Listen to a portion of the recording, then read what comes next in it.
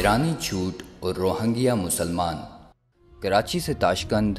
دہلی سے Jakarta, Toronto سے London, رباط سے ریاض، انقرہ سے دوحہ، کابل سے گروزنی، غرب کے مشرق سے مغرب اور شمال سے جنوب تک تمام مسلمان روہنگیا مسلمانوں پر ڈھائے جانے والے مظالم پر افسردہ اور امت واحد کا منظر پیش کر رہے ہیں، لیکن کچھ عاقبت نااندیش عناصر ایسے ہیں جو مسلم امہ کے زخموں پر نمک چھڑک کر اس نازک موقع کو بھی اپنے مکروہ سیاسی مقاصد کے لیے استعمال کرنا چاہتے ہیں۔ آج جبکہ پوری امت روہنگیا مسلمانوں کے غم میں نڈھال ہے، پاکستان، سعودی عرب اور ترکی نے بڑھ کر روہنگیا مسلمانوں کے حق میں آواز بلند کی ہے۔ خاص کر ترک صدر رجب طیب اردگان نے اس معاملے پر اپنا کردار ادا کرتے ہوئے روہنگیا متاثرین تک امداد پہنچانے اور عالمی سطح پر آواز اٹھانے میں اہم کردار ادا کیا ہے، جس سے ترک صدر کے لیے مسلم امہ کی ہمدردیاں بڑھ گئیں۔ اس کو دیکھتے ہوئے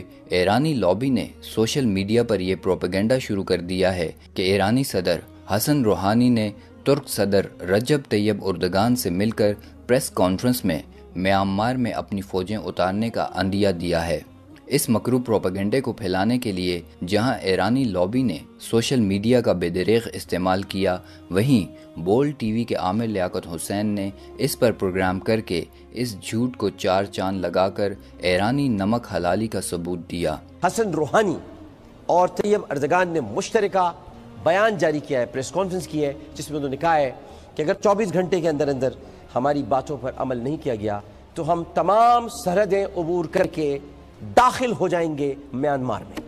اس خبر کی سب سے عجیب بات یہی ہے کہ نہ تو حسن روحانی کی رجب طیب اردگان سے ملاقات ہوئی ہے اور نہ ہی پریس کانفرنس، اور نہ ہی ایسی کوئی خبر ایرانی یا ترک میڈیا پر شائع ہوئی ہے کہ شاہ سے زیادہ شاہ کے وفادار کے مصداق پاکستان میں موجود ایرانی لابی نے اس جھوٹی خبر کو پھیلا کر روہنگیا مسلمانوں کی مظلومیت سے کھلواڑ کیا، جس سے پوری امت کو ناقابل تلافی صدمہ پہنچا۔ مظلوموں کی مظلومیت پر مکروہ سیاست کرنا ایران کا وتیرہ رہا ہے۔ یہی وجہ ہے کہ ایک طرف شام و عراق میں فلسطینی مہاجرین کے کیمپوں کو ایران نواز ملیشیاؤں نے اہل سنت ہونے کی وجہ سے اجاڑا، جبکہ دوسری طرف پوری دنیا میں فلسطینیوں کی مظلومیت پر سیاست بھی ایران نے کی۔ ایران کے اس منافقانہ رویے سے اس کی اصلیت واضح ہو کر سامنے آتی ہے کہ اس کی اسلام اور مسلمانوں سے کتنی ہمدردی ہے۔ اس لیے تمام مسلمانوں کو چاہیے کہ وہ ایران کی ملائی حکومت کی چالوں کو سمجھتے ہوئے